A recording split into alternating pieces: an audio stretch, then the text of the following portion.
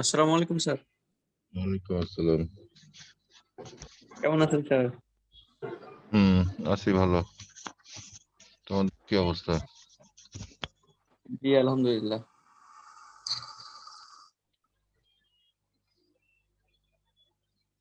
খাতা কলম নিছো তো? স্যার খাতা কলম বলতে আমি টিউশনিতে আসছি স্যার। টিউশনি থেকে ক্লাস নিয়ে গেছো? জি স্যার। কোনটা করবে, টিউশনি করবো না ক্লাস করবো? আসসালামু আলাইকুম। ওয়ালাইকুম আসসালাম। আমি তো চিন্তা করলাম যে এই সময় কারো কারো টিউশনি থাকতে পারে। হ্যাঁ স্যার, আনফরচুনেটলি আমারটা ক্যান্সেল হয়ে গেছে স্যার আজকেরটা। আমার তাই ভাবনা হলো একটু আগে যে ছাত্রদের তো টিউশনি আছে,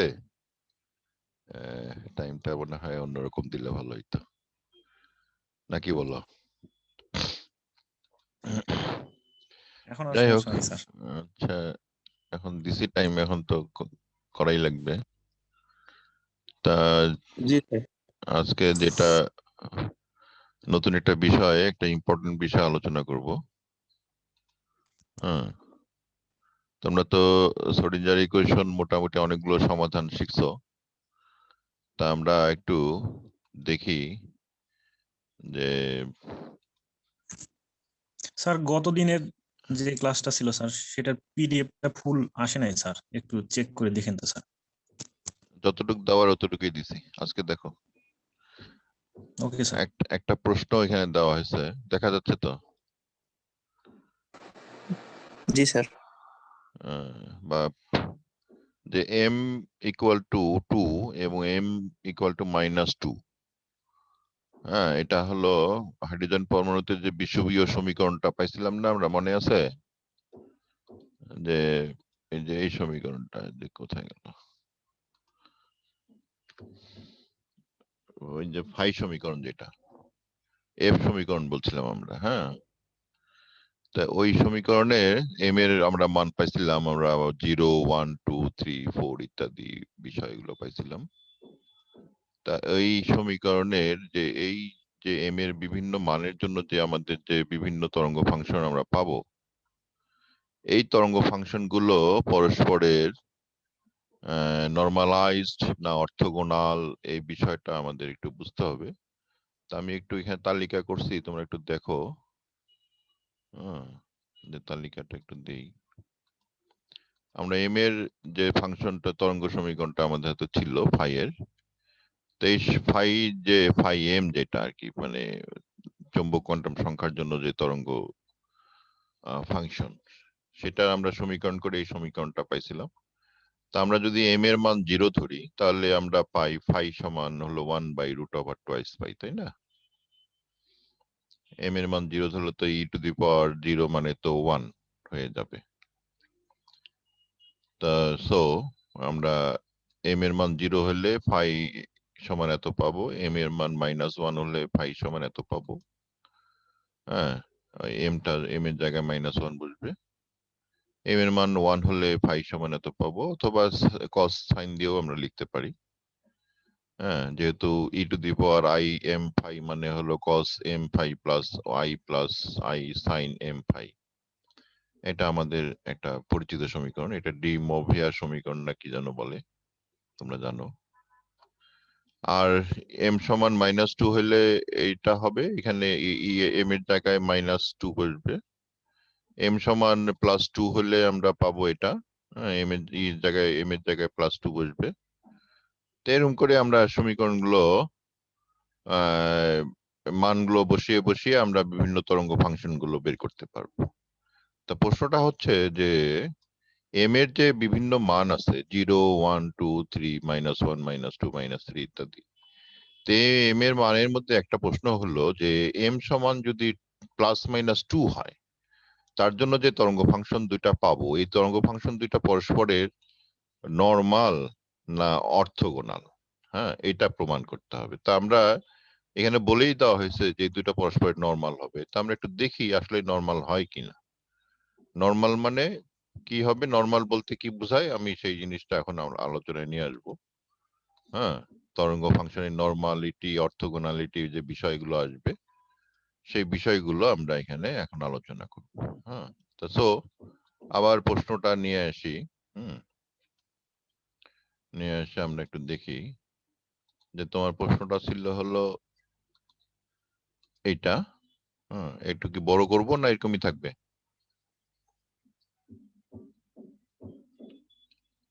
লেখাটা কি বড় করব না এরকমই থাকবে? হ্যাঁ স্যার, বোঝা যাচ্ছে, সমস্যা নেই। বোঝা যাচ্ছে না? হ্যাঁ স্যার। আচ্ছা, ওকে। তাহলে আমরা উত্তরটা কেমনে হবে সেটা একটু দেখি যে তোমরা কিভাবে উত্তরটা করবে। তো আমরা এইটা যদি প্রশ্ন চায় তাহলে উত্তরটা আমরা কিভাবে লিখব? তাহলে হাইড্রোজেন পরমাণুতে আবদ্ধ ইলেকট্রনের জন্য বিষুবীয় বা নিরক্ষীয় বা অ্যাজিমুথাল গতির, একটু ছোট করে নিলাম, গতির তরঙ্গ ফাংশন কিংবা বৃত্তাবদ্ধ কণার, বৃত্ততে যখন গতিশীল থাকে কোনো কণা সেটাকে বলবো বৃত্তাবদ্ধ কণা। মনে করি একটা বৃত্তের মধ্যে একটা কণা আবদ্ধ আছে, মনে করো এটা সিডি ড্রাইভের কোনো একটা পয়েন্ট, সিডি যে আছে আমাদের যে কম্প্যাক্ট ডিস্ক, তার একটা পয়েন্ট, সেটাকে তার তার গতিটাকে আমরা বলতে পারি যে এটা একটা এই বৃত্তাবদ্ধ কণার গতি। তো এরকম আর কি বিষয়। এই এই এই এইটার জন্য তরঙ্গ ফাংশন যেটা আমরা পাইছি সেটা সমাধান হলো এটা, এবং এম সমান এইগুলি সব বলতে হবে, এবং আই যেহেতু আমরা এটা লিখছি তো আই সমান এটা বলতে হবে, আর ছবি দিতে হবে, ছবি ছাড়া এটা আনসার হবে না। তাহলে আমরা এম এর যখন মান 2 তখন আমরা ফাই 2 লিখবো, আর এম এর মান যখন -2 তখন আমরা ফাই -2 লিখবো। ঠিক আছে, এটা নিয়ে তো কারো কোনো সমস্যা নেই, জাস্ট এম এর মান বসিয়ে দুইটা সমীকরণ দাঁড় করানো।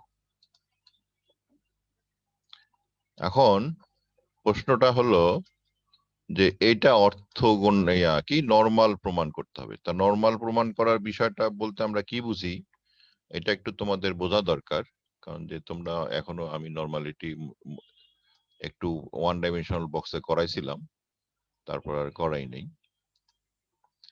তাহলে নরমাল বলতে কি বোঝায় এটা একটু লিখি।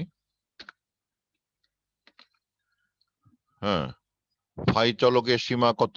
ফাই চলকের সীমা হলো 0 থেকে 2 পাই বা 360 ডিগ্রি। তো এর মাঝে কণার সম্ভাবনা হবে একক। যদি হয় তাহলে মান দুইটা পরস্পরের নরমাল বলবো। নরমালের বাংলা হলো প্রমিতকরণ বা স্বাভাবিক। তাহলে নরমাল বলতে কি বোঝাচ্ছে? যে সম্ভাবনাটা এক হইতে হবে যে সীমা আছে সেই সীমার মাঝে। এটা বুঝছো তো সবাই?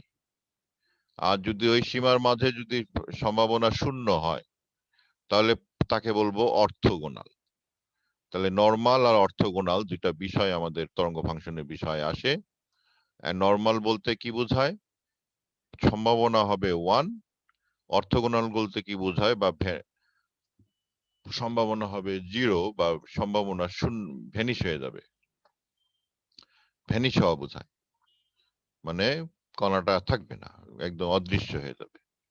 তাহলে একবার হলো থাকা, দৃশ্যমান থাকা, আর একটা হলো অদৃশ্য হওয়া। এটাকে অদৃশ্য হওয়াটাকে বলবো অর্থগোনাল, আর দৃশ্যমান হওয়াকে বলবো নরমাল। তাহলে বর্ণ ব্যাখ্যা অনুসারে আমরা তো সম্ভাবনার এই সমীকরণটা আমরা শিখবো আর কি। তোমাদের আগে বলা হয়েছিল একবার ওয়ান ডাইমেনশনাল বক্স পড়ানোর সময়, এখানে আবার নিয়ে আসলাম যে বর্ণ, যে বিজ্ঞানী ম্যাক্স বর্নের তত্ত্ব অনুসারে যে সম্ভাবনা যখন, মানে সম্ভাবনাকে আমরা এই সমীকরণ দিয়ে প্রকাশ করতে পারি যে সীমার মাঝে তাকে অবশ্যই কণাটা থাকবে বা পাওয়ার সম্ভাবনা। এরকম অঙ্ক তোমরা করে আসছো আগে। তা আমি যদি এখন এই এম এর জন্য যে মানগুলো আমরা বসিয়েছি সেগুলি যদি এখানে বসিয়ে দেই, পি এর জায়গায়, তাহলে আমরা কি পাবো? ওই +2 আছে, এখানে +2 এর মানটা এখানে বসাই দিলাম, আর এখানে -2 আছে, এখানে -2 এর মানটা বসাই দিলাম। মানে যখন যেটা দেয়া থাকবে প্রশ্ন অনুযায়ী সেইটাই আমরা বসাবো। আর যদি প্রশ্নতে যদি এরকম কোনো মান টান দেয়া না থাকে তখন আমরা ওই সাই এরকম কিছু বিষয় নিয়ে আসি। তখন আমরা কি করি? তখন আমরা সাই স্টার মানে কমপ্লেক্স কনজুগেট আর সাই এটাকে নিয়ে আসি। আর যদি দেয়া থাকে তখন দেও মানগুলো বসাইতে হয়। এটা একটু মাথায় রাখবে তোমরা যে কখন কি ব্যবহার করতে হয়। তাহলে এটা যদি আমি এই ইন্টিগ্রেশনের যে জায়গাটা আমরা এখানে পাইলাম, এখানে যদি আমি মানগুলো বসিয়ে দেই, এই মানগুলো যদি এই 1/√2 পাই 1/√2 পাই ইন্টিগ্রেশনের বাইরে নিয়ে আসলাম, কোনো সমস্যা আছে? এখানে বাইর করলে, ইন্টিগ্রেশনের বাইরে নিয়ে আসলে কোনো না সমস্যা স্যার, নাই। ওটা আর ই ওটা টু তো দি ধ্রুবক পাওয়ার, স্যার, ওটা হ্যাঁ বাইরে। হ্যাঁ, e to the power 2 pi 2i pi phi আর e to the power -2i phi, এই দুটো আমি যোগ করে দিলাম যেহেতু তারা গুণ আছে। করা যায় তো নাকি? হ্যাঁ স্যার, গুণের সময় পাওয়ার গুলো যোগ হয়। হ্যাঁ, গুড, এটা তো তোমরা জানো। তাহলে এইটাই আমি এখানে যদি এখন এইটার মান বসাই দিই, তাহলে কি হবে? 0 হয়ে যায়, ই to the power 0। E to the পাওয়ার 0 মানে কি? 1। 1। হ্যাঁ, তা 1 হয়ে গেল। এটা ইন্টিগ্রেশনের ভিতরে আমরা শুধু 5 পাচ্ছি। তো এটা ইন্টিগ্রেশন করলে কি পাবো? 5 পাবো শুধু, তাই না? এই ইন্টিগ্রেশনের ফলাফল কি আসবে? 5 আসবে না? 5 আসবে স্যার। হ্যাঁ, এই যে 5, থার্ড ব্র্যাকেট 5, আপার লিমিট -2, লোয়ার লিমিট 0। ওকে, তাহলে আপার লিমিট -2, লোয়ার লিমিটটা যদি আমি বসিয়ে দিই, তাহলে এখানে কি আসবে? টোয়াইস এখানে পাই -0 আসবে। হ্যাঁ, টোয়াইস পাই -0। তাহলে ফল কি হলো? ফল হলো 1। 1 হবে। তো 1 হলে কি হয়? সম্ভাবনা একক হলে ফাংশনটি নরমাল হবে। নরমাল। তো এই তো প্রমাণ হয়ে গেল। হ্যাঁ, কঠিন কাজ? কঠিন কাজ নাকি? না স্যার, ইজি আছে কাজ স্যার। ইজি আছে, সহজ কাজ। তাহলে প্রশ্নটা মনে হচ্ছিল খুব কঠিন নাকি? যে এটা কি হ্যাঁ বলতেছে স্যার। আবার? যে ফাই চলক, এটা মানে তোমাদের যে প্রশ্নটা ছিল যে m=2, m=-2 পরস্পরের নরমাল বা স্বাভাবিক বা প্রমিত প্রতিষ্ঠা করতে বলছে, প্রমাণ করতে বলছে। এটা আবার বিষয়টা কি? বিষয়টা হলো এইটা হলো তোমার জানার বিষয় যে সম্ভাবনা যদি একক হয় তাহলে নরমাল, আর সম্ভাবনা যদি 0 হয় তাহলে অর্থগোনাল। হ্যাঁ, সহজ কাজ না? জি একেবারে স্যার। একটা সহজ, পানির মতো সহজ কাজ। তো এগুলি তোমরা বাসায় প্র্যাকটিস করবা।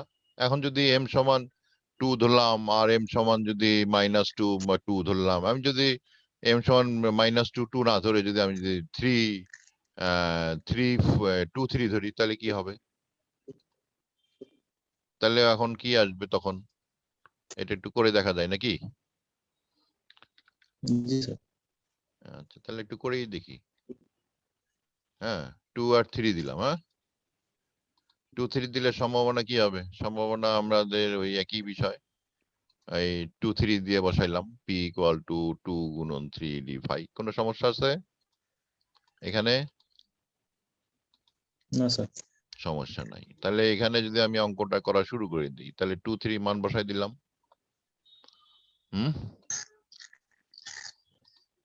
তারপরে 2 3 মান বসাই দিয়ে আবার ওই ইন্টিগ্রেশনে মানে গণিতের যা নিয়ম সেগুলি প্রয়োগ করব। 2 পাই বাইরে নিয়ে যাব, এর পাওয়ার 2টা আছে, 2টা যোগ করে দিব। কোনো সমস্যা আছে এখানে? এই পর্যন্ত কোনো সমস্যা হলো না। না স্যার। তারপরে এর পাওয়ার 2টো যোগ করে দেই, যোগ করে 5i পাইলাম। হ্যাঁ, এই ইন্টিগ্রেশনের ফলাফল কি হবে? এইটা একটা জটিল ইন্টিগ্রেশন, তাই না? এর পাওয়ার দিয়ে ইন্টিগ্রেশন করা খুব জটিল কাজ। এটার ফলাফল এটা হবে। এটা মুখস্থ করতে হবে তোমাদেরকে যে ই টু দি পাওয়ার এর যে ইন্টিগ্রেশন, এই ইন্টিগ্রেশনের ফলাফল, এই ইন্টিগ্রেশনের ফলাফল এটা। কারণটা কি? কারণ হলো এটা মুখস্থ একটা হিসাব, এটা তোমাদের অনেক হিসাবে এটা কাজে লাগবে, এজন্য এটা মুখস্থ। যেহেতু e to the power a x dx equal to 1 by a e to the power ax, এটা ইন্টিগ্রেশন করলে তোমরা পাবে। যাই হোক, এটা এটা যেহেতু এটা সমান এটা হয়, অতএব e to the power I 5 by 5 divide equal to এটা। এখন মান বসাও তো কি হয়,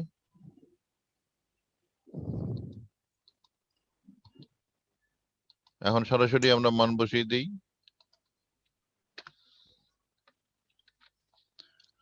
তাহলে এইটা ইন্টিগ্রেশনের থার্ড ব্র্যাকেটের বাইরে চলে গেল, আর 10i5 পাই হলো, আর ই টু দি পাওয়ার 5 এর মান একবার টোয়াইস 5 বসালাম, একবার 0 বসালাম। এখানে কোনো সমস্যা এই জায়গায়?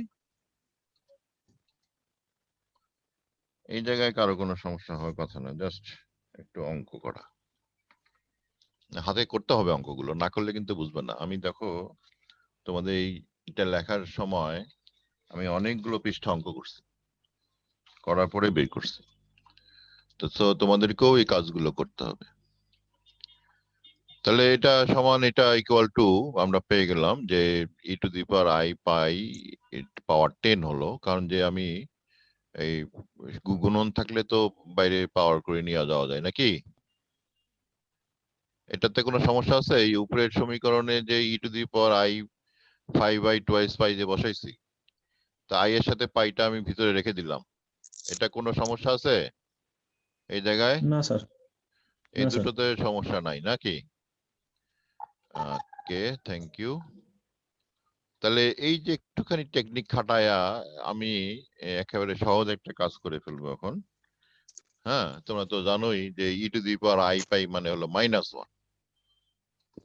হ্যাঁ, এটা তো আমি অনেক আগেই একবার বলছিলাম যে e to the power I পাই মানে হলো -1, এটা মুখস্থ রাখবে একবারে। হ্যাঁ, কেমনে এটা হয় সেটাও আমি দেখাচ্ছিলাম। তাহলে এটা তোমার -1 হলো, -1 এর পাওয়ার 10, আর ই টু দি পাওয়ার 0 মানে তো 1। তাহলে মাইনাসের পাওয়ার -1 এর পাওয়ার 10 হলে তো জোড় সংখ্যক পাওয়ার, তার মানে এটা +1 হয়ে যাবে। আর +1 বসাই দিলাম। তাহলে 1 - 1 তাহলে ইকুয়াল টু কি হবে? 1 - 1 মানে হলো 0 0। হবে স্যার। গুড, 0 হবে। তাহলে এই তো সম্ভাবনা শূন্য পাইলাম। তাহলে সম্ভাবনা শূন্য হলে কি হয়? একটু আগে লিখে দিয়েছিলাম যে এই অর্থগোনাল। অর্থগোনাল হয়। তাহলে এই জিনিসটাই আমাদের এখানে প্রমাণ হয়ে গেল। হ্যাঁ, যে সম্ভাবনা m ইকুয়াল টু 2 আর একটা m যদি 3 হয় তাহলে এরা অর্থগোনাল হবে। হ্যাঁ, তাহলে m সমান 2 আর m সমান 3 এর যে ফাংশন দুইটা আছে, এই দুইটা পরস্পরের অর্থগোনাল প্রমাণিত হলো বা প্রতিষ্ঠা হলো। তো তোমরা যে এই যে ফাই এর যে সমীকরণগুলো সমাধান করে যে মানগুলো আমরা বিভিন্ন মানগুলো আমি যেখানে লিখছি তালিকায় করে, এগুলি সবগুলোই তোমরা ইচ্ছা করলে এই প্রমাণগুলো করতে পারো। তাহলে -3 আর -2 কে যদি আমি এরকম নিয়ে আসি, তাহলে এরা কি হবে বলো তো? -3 -2 অর্থগোনাল হবে না নরমাল হবে? স্যার নরমাল মনে হয় হবে স্যার, কারণ মনে 2 হয় আর কি? -2 নরমাল হ্যাঁ, আছে। 2 আর 2 -2 গুলো নরমাল হয়েছে, 3 গুলো নরমাল হবে, 1 গুলো নরমাল হবে। হ্যাঁ, আর যে কোনো একটা ভিন্ন হইলে 0 স্যার। আর 1, 0 1 বা 0 -1 অর্থগোনাল হবে। এরকম ভিন্ন হইলে তোমার অর্থগোনাল, আর একই হইলে নরমাল। আমরা তো এটা এরকম প্রশ্নও করা যেতে পারে যে দেখাও যে এম এর মানে সকল পজিটিভ নেগেটিভ মান পরস্পরের নরমাল, আর এম এর ভিন্ন ভিন্ন মানগুলি পরস্পরের অর্থগোনাল। তাহলে এটা তো সহজেই দেখানো যাবে, অর্থগোনাল আর নরমাল। তা অর্থগোনাল বিষয়টা আর নরমাল বিষয়টা তো তোমরা বইয়ের মধ্যে পড়ছো বা পড়বে আর কি। তা এই বিষয়টা তো এখন জানা হলো নাকি? আগে কি জানা ছিল? না স্যার। আগে জানা ছিল না।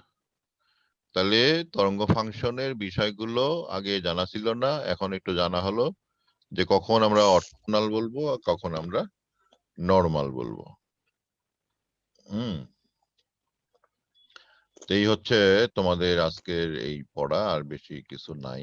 হ্যাঁ, আশা করি এটা তোমরা বুঝতে পারবে। আর তরঙ্গ ফাংশনের কিছু বিষয়, ওয়েভ ফাংশনের কিছু বিষয় আমরা ওয়েভ ফাংশনকে তো বলছি, এতদিন ধরে ব্যবহার করছি। হ্যাঁ, নর্মালিটিটাও বুঝলাম, অর্থোগোনালিটিও বুঝলাম, যে অর্থোগোনাল কখন বলে, নর্মাল কখন বলে। ওয়েভ ফাংশনটা কি প্রকাশ করে? ও একটু একটু আগে বললাম যে ওয়েভ ফাংশনের গুণফলটা হলো তোমার প্রবাবিলিটি প্রকাশ করে। তাহলে যদি প্রবাবিলিটি প্রকাশ করে, তাহলে ওয়েভ ফাংশনের বর্গ যদি প্রবাবিলিটি প্রকাশ করে, তাহলে ওয়েভ ফাংশন নিজে কি? আমরা ওয়েভ ফাংশনের বর্গটাকে বলছি সম্ভাবনা, বা গুণ, দুইটা ওয়েভ ফাংশনের গুণফলকে বলছি সম্ভাবনা। তাহলে ওয়েভ ফাংশন নিজে কি?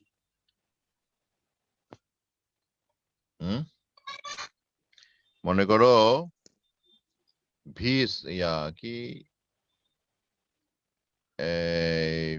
কি ভি হলো বেগ।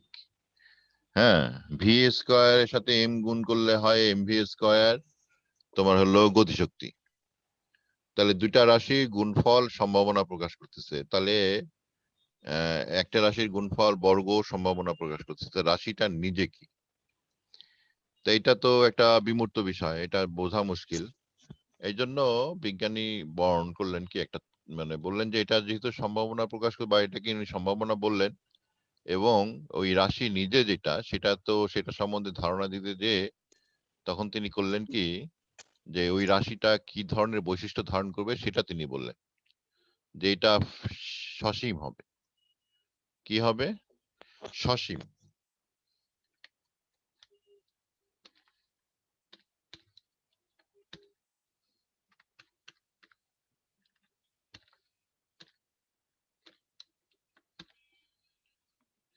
আর কি হবে?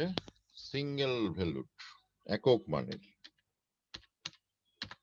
একক মান। আর কি হবে? নিরবিচ্ছিন্ন হবে।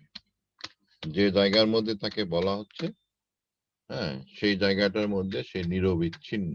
এটা একটু লিখে রাখো, কারণ এগুলি নিয়ে আমাদের বোঝার বিষয় আছে। তিনটা বৈশিষ্ট্য ধারণ করবে, এছাড়া আরো অনেক বৈশিষ্ট্য আছে, আমি আস্তে আস্তে আসবো। তাহলে সাই যেটা বলা হচ্ছে তরঙ্গ ফাংশন, তরঙ্গ ফাংশনটা হলো সসীম,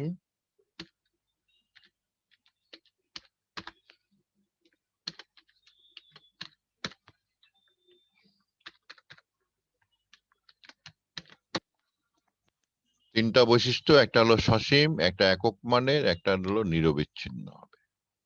যে কোনো জায়গায় কণা প্রাপ্তির এই সম্ভাবনা, যেহেতু আমরা সাই স্কয়ার দিয়ে প্রকাশ করছি সম্ভাবনাটা, অথবা সাই এর যে আমাদের যে অ্যামপ্লিটিউড কি এর নাম, কমপ্লেক্স কনজুগেট আছে, তার মাধ্যমে প্রকাশ করতে পারি।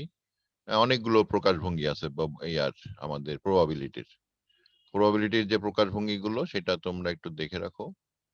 যে সম্ভাবনা তো একটু আগেই দেখাইলাম যে সম্ভাবনার কি কি প্রকাশ আছে। হ্যাঁ, এই যে সম্ভাবনার প্রকাশ হলো সাই স্কয়ার,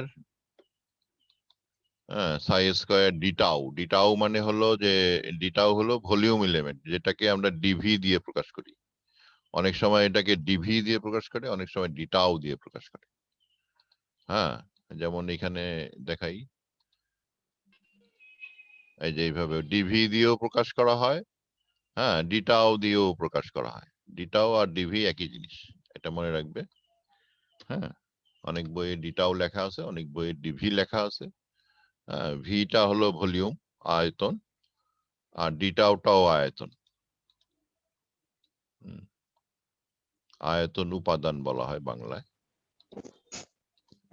স্যার প্রবাবিলিটির যে লোয়ার লিমিট, যেটা স্পেস, স্পেস বলতে লোয়ার স্যার? আপার সবগুলোই বোঝাচ্ছে, মানে ফুল স্পেস বোঝানো হচ্ছে এখানে।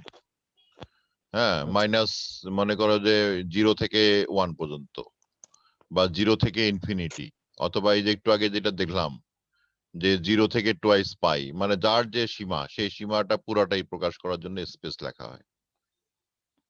হ্যাঁ, যার যে ফাংশনের যে চলকের যে সীমা, সেই সীমাটাকে সম্পূর্ণরূপে ব্যবহার করার জন্য আমরা স্পেস কথাটা ব্যবহার করে থাকি। হ্যাঁ, আমাদের যেহেতু ত্রিমাত্রিক স্পেস নিয়ে কাজ, এই জন্য। কিন্তু বর্তমানে বিজ্ঞানীরা এসব স্পেস ব্যবহার করে না, অনেকে ওই সীমাটা যখন যে কাজে ব্যবহার করছে তখন সেই সীমাটাই কাজে লাগাচ্ছে। তার একটা জিনিস মনে রাখবে যে সাই অবশ্যই পজিটিভ হবে। হ্যাঁ, সম্ভাবনা কখনো নেগেটিভ হয় না, পজিটিভ হয়। তাহলে সেই হিসাবে তরঙ্গ ফাংশন নেগেটিভ পজিটিভ দুইটাই হতে পারে। সম্ভাবনা সবসময় পজিটিভ। হ্যাঁ, সম্ভাবনা সবসময় হলো নর্মালাইজ। সম্ভাবনা একক মানে হলো নর্মালাইজ। সম্ভাবনা সবসময় জিরোর চাইতে বেশি হবে বা জিরোর সমান হবে। জিরোর সমান হলে অর্থগোনাল, আর জিরোর চাইতে বেশি হলে একক হলে নর্মাল। হ্যাঁ, নর্মালাইজ যখন ইকুয়াল টু 1, নর্মালাইজেশন। আর পজিটিভ অবশ্যই পজিটিভ, কখনো আমরা নেগেটিভ মানে সম্ভাবনা কখনো নেগেটিভ চিন্তা করব না। তরঙ্গ ফাংশন কিন্তু আবার নেগেটিভ হয়। এটা পজিটিভ অথবা নেগেটিভ দুইটাই হয়। তরঙ্গ ফাংশনের বিষয়ে আবার বলা মুশকিল। হ্যাঁ, তরঙ্গ ফাংশন দুইটাই হয়।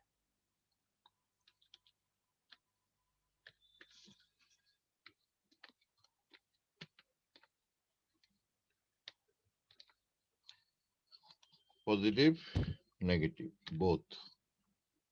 তরঙ্গ ফাংশন আর সম্ভাবনার সাথে তরঙ্গ ফাংশনের সম্পর্ক হচ্ছে তরঙ্গ ফাংশনের বর্গ। আমরা এই বর্গ দিয়ে দেখাচ্ছি অথবা কমপ্লেক্স কনজুগেট দিয়ে দেখাচ্ছি। আর তরঙ্গ ফাংশন নিজেই আবার পজিটিভ নেগেটিভ, মানে নেগেটিভের বর্গ কি হয়? নেগেটিভের বর্গ কি হয়? স্যার পজিটিভ হয়। হ্যাঁ, আর পজিটিভের বর্গ পজিটিভ স্যার। পজিটিভ হয়।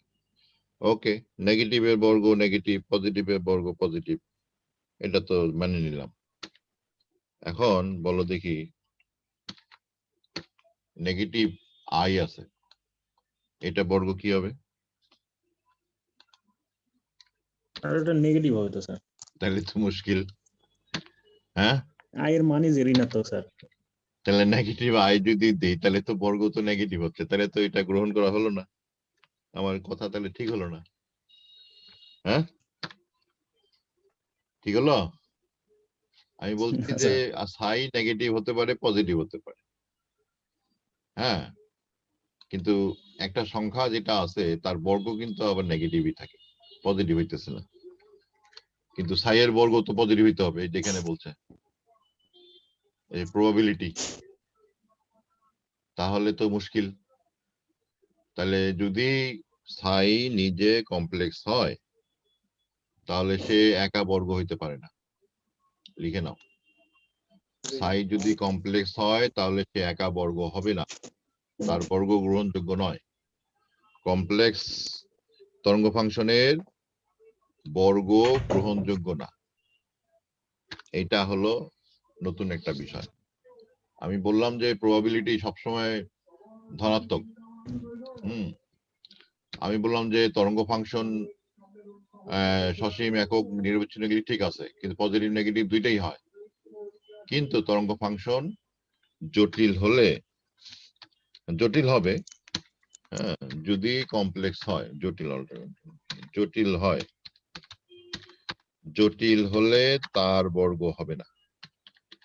তার বর্গ না হয়ে কি হবে? হ্যাঁ, জটিল হলে তার বর্গ না হয়ে কি হবে রে? জটিল হলে তার বর্গ না হয়ে কমপ্লেক্স কনজুগেট জটিল অনুবন্ধী হবে। অনুবন্ধী হবে।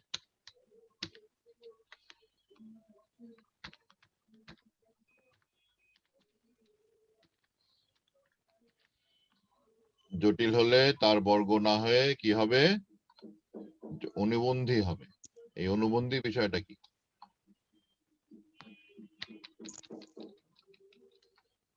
হ্যাঁ, জটিল হলে আমরা বর্গ নেব না, তখন অনুবন্ধী নেব। তাহলে মনে করো যে তোমার হাতে এ প্লাস আই বি একটা রাশি আছে। হ্যাঁ, এ প্লাস আই বি একটা রাশি আছে, তাহলে এর অনুবন্ধী এ প্লাস আই বি একটা জটিল রাশি, এখানে একটা জটিল অংশ আছে, তাহলে এর অনুবন্ধী কি হবে? এ মাইনাস আই স্যার। গুড, এর অনুবন্ধী হবে এ মাইনাস আইবি। এই এ মাইনাস আইবি, এই জন্য এখানে আমরা যে সম্ভাবনা যে সমীকরণটা লিখছি, এখানে একটা জটিল স্টার মানে জটিল আর কি। তাহলে জটিলটা লিখছি এবং তার অনুবন্ধীটা গুণ করছি। আমরা কিন্তু বর্গ করিনি। জটিল হলে বর্গ করা যাবে না, জটিল হলে অনুবন্ধী নিয়ে গুণ করতে হবে। হ্যাঁ, দেখো এখন এই দুটো যদি আমি গুণ করি তাহলে কি দাঁড়ায়? এ প্লাস আইবি গুণন a minus i b equal to কি হয়? A square minus b square সূত্রের মতো। হ্যাঁ, কি হয়? A plus b into a minus b. তাহলে a square minus i b i b whole square. তাহলে ইকুয়াল টু কি হলো? A square minus i square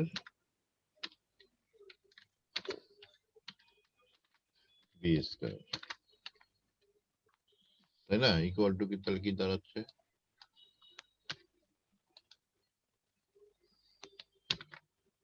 equal to কি দাঁড়ালো? এ স্কয়ার প্লাস বি স্কয়ার। মজার বিষয়। তাহলে অনুবন্ধী দুইটা যদি আমি গুণ করি, তাহলে জটিল যদি হয় তার অনুবন্ধী যদি গুণ করে দেই, তাহলে আমরা বাস্তব রাশি পাই। দিস ইজ বাস্তব রাশি, মাইনাস নয়, ঋণাত্মক না, ধনাত্মক বাস্তব রাশি। কি মজার বিষয়! হ্যাঁ, গণিতের এই জায়গাটা একটা মজা আছে। ধনাত্মক বাস্তব, এই যে বিষয়টা, হ্যাঁ, এই জন্য জটিল হলে, যদি তরঙ্গ ফাংশন জটিল হয়, তাহলে তার বর্গ না হয়ে জটিল অনুবন্ধী হবে, এবং অনুবন্ধী যদি আমরা এখানে গুণ করে দিই তাহলে সেটা ধনাত্মক বাস্তব হবে। তা তুমি বলতে পারো, স্যার আমি তো এটা সাধারণ গুণ হিসেবে নিছেন, আমি যদি ই টু দি পাওয়ার নেই তাহলে কি হবে?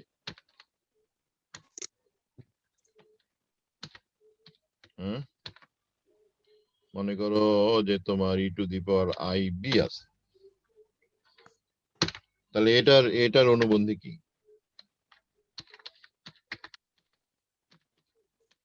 এরকম তো যোগ টোগ করে তো কিছু লিখতে পারছি না। E to the power i b এর অনুবন্ধী কি হবে?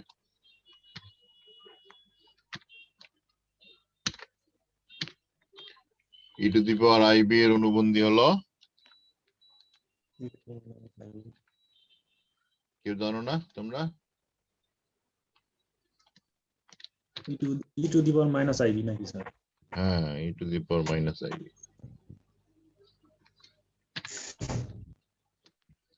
এবং গুণ করে দেখো এই দুটো কি হয়। গুণ করলে তুমি পাবা 1, বাস্তব, ধনাত্মক বাস্তব রাশি। তাহলে আমরা দেখতে পাচ্ছি যে আমাদের এই জটিল, যদি তরঙ্গ ফাংশন জটিল হলে আমাদেরকে তখন অন্য চিন্তা করতে হয় একটু। হ্যাঁ, তরঙ্গ ফাংশন জটিল হলে তার বর্গ না হয়ে জটিল অনুবন্ধী হয় আমাদের এই প্রবাবিলিটিতে, সম্ভাবনায় আমরা জটিল অনুবন্ধী নিয়ে কাজ করবো। এখানে তাহলে তোমাদের প্রশ্ন করা যেতে পারে, তরঙ্গ ফাংশন জটিল হলে সম্ভাবনা কি হয়? তাহলে সম্ভাবনা জটিলের সাথে জটিল অনুবন্ধী গুণ করে দিয়ে আমরা সম্ভাবনা সমীকরণ দাঁড় করাই।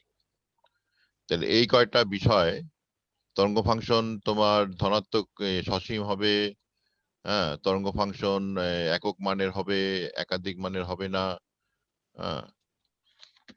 একই জায়গায় একাধিক মানের হবে না, এই বিষয়টা একটু আমাদের বোঝা দরকার। একক মান আর একাধিক মান বলতে আমরা কি বোঝাচ্ছি বা কি বোঝানো হয়, আমরা একটু প্র্যাকটিসের কাজ নেই, তাহলে বুঝবো আমরা।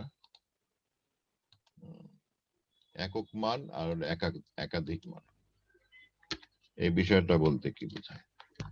এই যে প্রথম যে গ্রাফটা আছে বাম দিকে উপরে গ্রাফটা, এই গ্রাফটায় যে ডট ডট ডট যে রেখাটা আছে এই রেখাটায় এই তরঙ্গ ফাংশনটা কয়টা মান বলো তো? কয়টা মান? এই জায়গাটায় এই তরঙ্গ এইটা একটা তরঙ্গ, এটা একটা ফাংশন বলা হচ্ছে। হ্যাঁ, এই ফাংশনটার এই জায়গাটায় 3টা মান, এখানে একটা মান আছে, এখানে একটা মান আছে, এখানে একটা মান আছে। তো এইটা তরঙ্গ ফাংশন হিসাবে গ্রহণযোগ্য নহে। এইখানে দেখো এই সমীকরণ এই যে এই গ্রাফটাতে তরঙ্গ ফাংশনটা আমরা লিখছি, গ্রাফ একটা পাইছি। এই এক্স এর এই জায়গায় একটা মান হবে, এই জায়গায় একটা মান হবে, এই জায়গায় একটা মান হবে, মানে সবগুলোই ভিন্ন ভিন্ন মান, কিন্তু নিরবিচ্ছিন্ন না, এই জায়গাটায় বিচ্ছিন্ন হয়ে গেছে। হ্যাঁ, তাহলে এটা আমার গ্রহণযোগ্য না, বিচ্ছিন্ন হয়ে গেছে। বুঝতে পারছো? টাইম শেষ নাকি? আর এটা অসীমের দিকে ধাবিত হয়েছে। হ্যাঁ, অসীমের দিকে যাচ্ছে।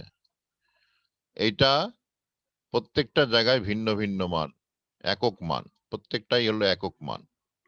অতএব দিস ইজ আমার গ্রহণযোগ্য। এটা গ্রহণযোগ্য নয় কারণ একই জায়গায় একাধিক মান আছে, 3টা মান আছে, এই জায়গায় 2টা মান আছে। হ্যাঁ, এই জায়গায় আমরা 3টা মান পাচ্ছি, এইখানে 2টা মান পাচ্ছি, যার জন্য এটা গ্রহণযোগ্য না, একক মানের না। তো সো এখানে সেই বিষয়টাই, এখানে যে শর্তগুলো দেওয়া হয়েছে, তরঙ্গ ফাংশন কি হবে? তরঙ্গ ফাংশন সসীম হবে, অসীমের দিকে যাবে না।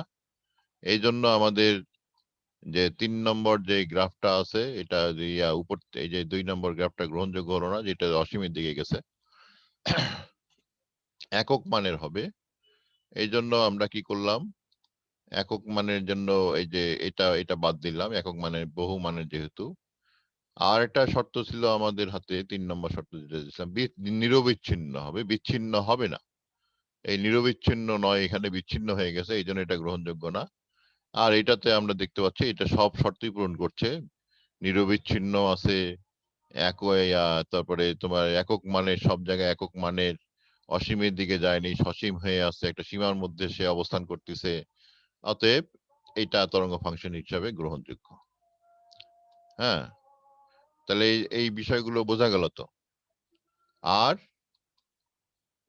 এইটা গ্রাফটা যদি এরকম হইতো, এই যে এরকম হইতো, তাহলে কি গ্রহণ করা যেত?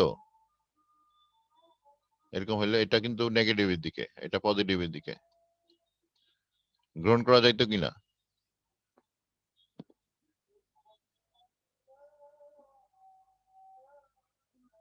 বলো তোমরা। নেগেটিভ পজিটিভ দুইটাই হতে পারে, তাহলে এটা গ্রহণযোগ্য।